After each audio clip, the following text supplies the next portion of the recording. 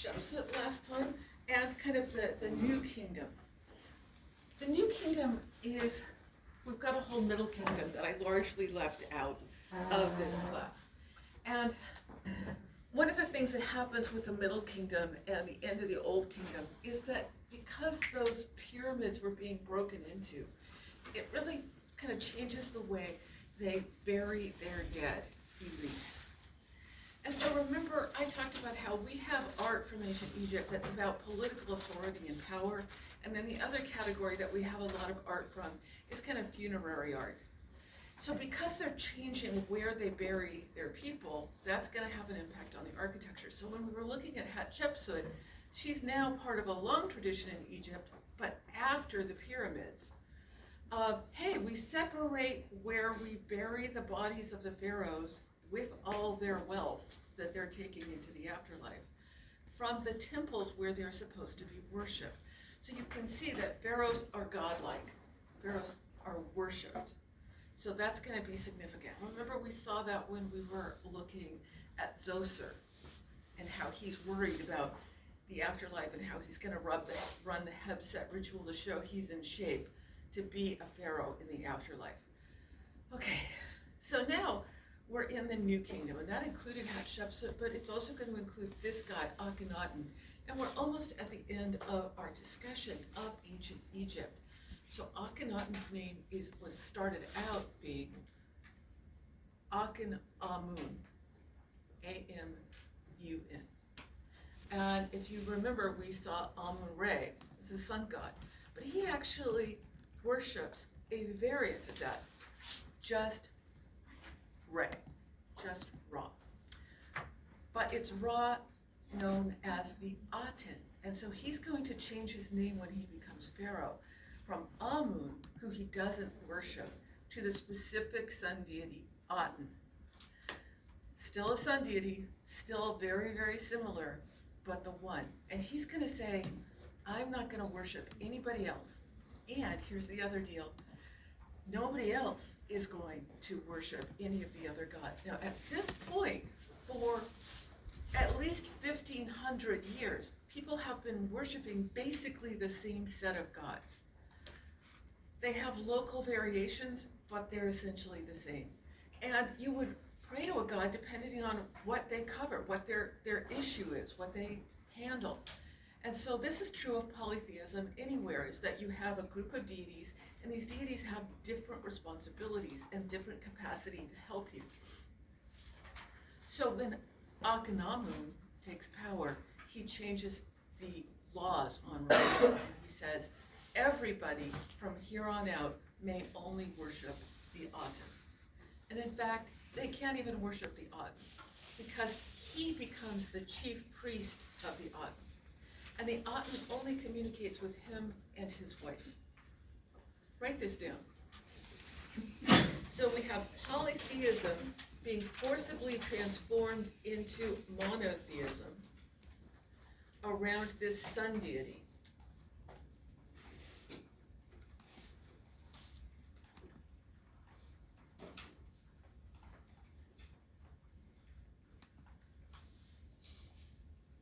Then he changes his name to that as well. So he's now Akhenaten. So he's changed his name to show he's not going along with the old-fashioned conventional thing, he's doing something new.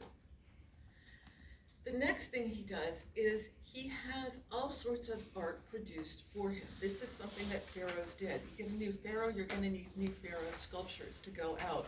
So if we think today of our news and social media culture that we belong to, we see images of leaders and personalities all the time, and their appearance is part of their success, that we recognize them. The problem that happened in ancient cultures is that it was harder to make yourself recognizable, so you needed a lot of propagandistic art that you're putting all around to show, hey, it's me.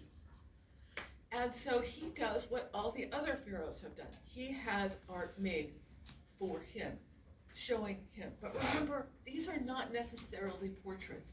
So let's take a look at this sculpture. This is all that remains of it right there. And here's a close-up with a different angle looking at him.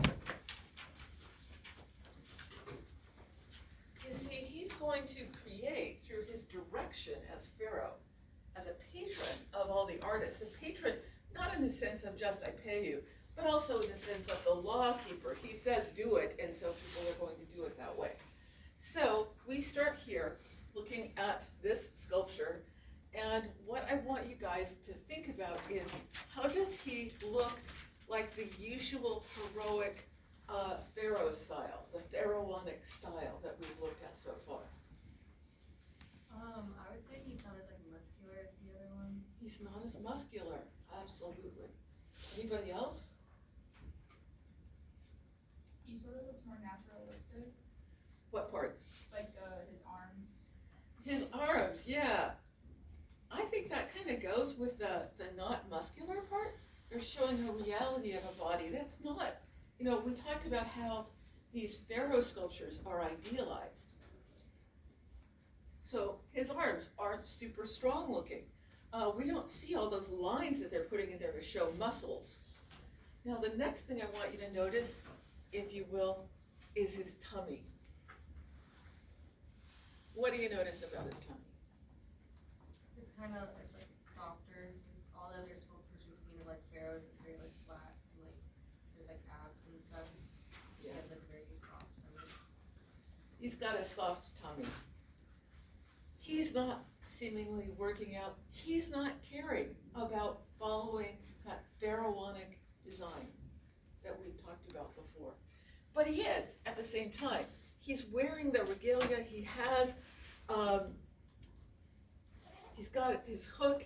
He's got his lash for doing the feet. He's wearing the kilt. And he's got one of the pharaonic hats or crowns on. He's got the artificial beard on. Okay, so let's look at this version. What do you notice about his face and his head?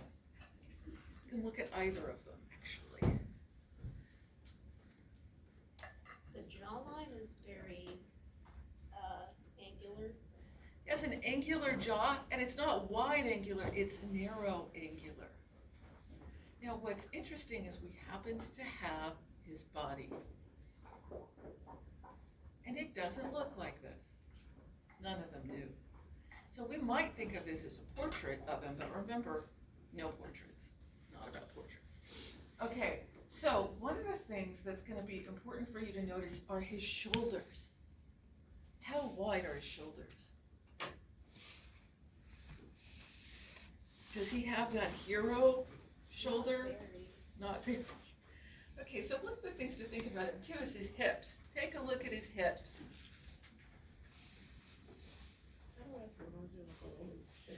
Kind of has a woman's hips. So we're looking at a figure that is non-binary. He's masculine and he's feminine. And he's choosing to have this as his portrayal. So then we can begin to wonder why. So put that in your notes. Why does he look non-binary?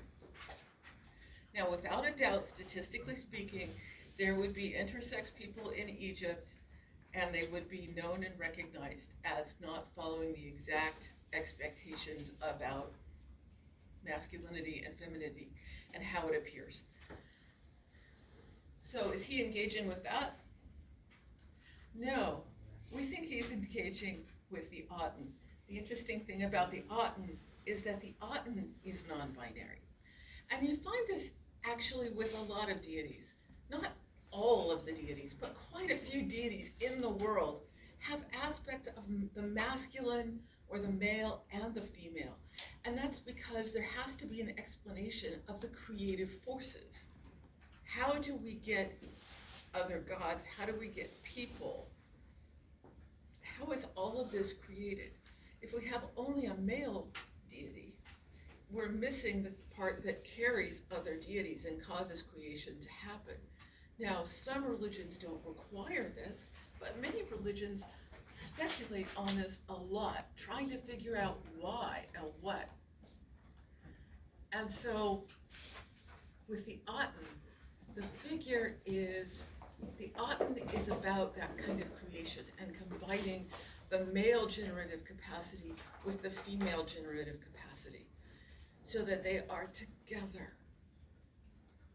And so Akhenaten, as his chief priest and supporter, is wearing almost the guise of that generative, non-binary creativity of the author. So write that down, because something like this is obviously important because it breaks from the ordinary. So one of the things we're doing in this class is we're looking to define what's normal and then what's really different from that. What's a change? What's a unique thing that pops up? This one's unique. It's going to pop up. Good chance it'll be on our exam. I gave you a hint right there. What should you guys do in your notes? Write it down right now. Possible exam question. Exclamation point. Big circle if you're writing by hand. Bold it if you're writing it on your machine.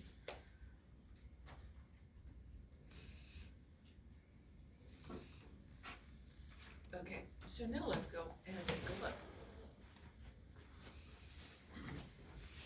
Style he creates is called the Amarna style.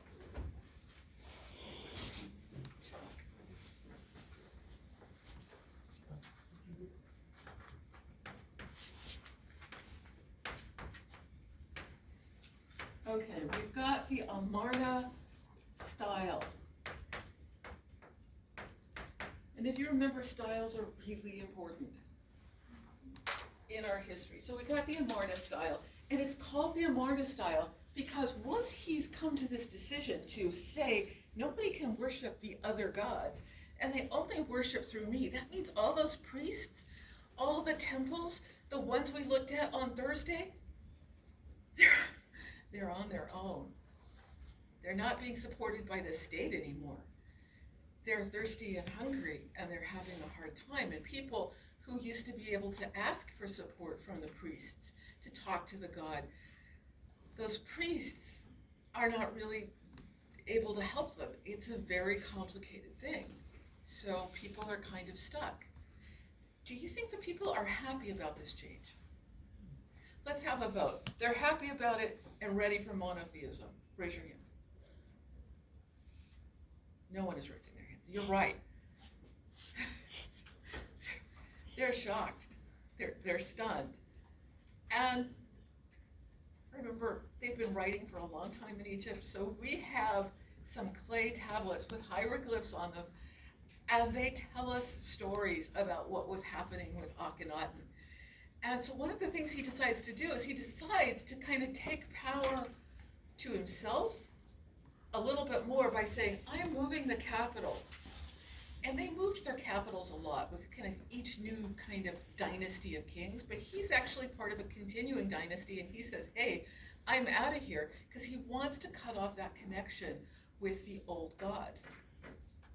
So he says, we're taking my court, and we're getting in boats, and we're sailing along the Nile until the Aten tells me where I should build my new capital.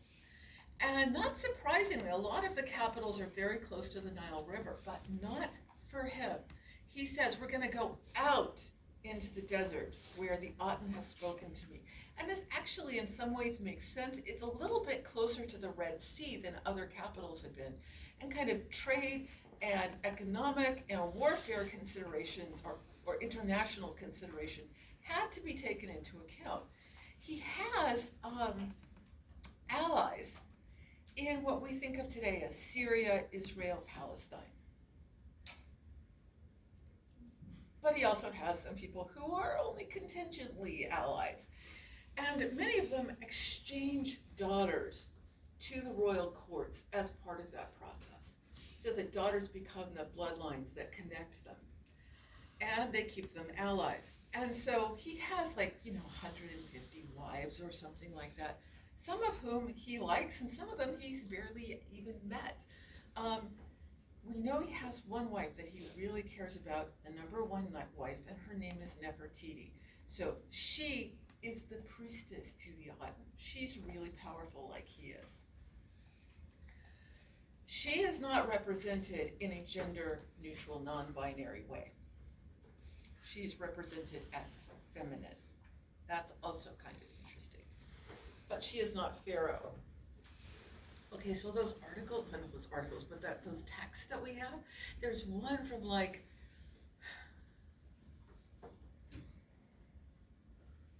Akarnite ambassador who writes these letters back to his king saying, please recall me. Please recall me because this is terrible. Every day we have to go stand in the sun with the king and his wife as they pray to the Aten for 4 hours. I want you guys to imagine you're in Egypt and the sun is out and they're in the desert at this city Amarna that he's just had built, and he's praying and communing with the God. And everybody needs to be standing there communing alongside him. So he's like, we're standing out here for 4 hours and I'm totally burned up and this is awful. And could you please recall me? And I don't think anything's gonna happen with your request for aid on this issue. We never find out if he gets recalled. Kind of feel pity for him, like, oh yeah, he would like to be recalled. But we do have poems and songs that are attributed to Akhenaten, honoring the Aten, that would have been part of the new kind of religious rituals that are happening out here. So all the art that gets created at this time is called the Amarna style, and it's associated with his reign as pharaoh, and it's associated with this particular style. So we have very skinny necks. We have a lot of naturalism. What we see is a different way of carving relief sculptures, and this is called reverse relief. And it digs in instead of carving away the background. So the background sticks up farther than the figure does. Does that make sense? Can you see that in there? So normally the artist would carve away the background to make it look more 3D, and they're doing it the other way.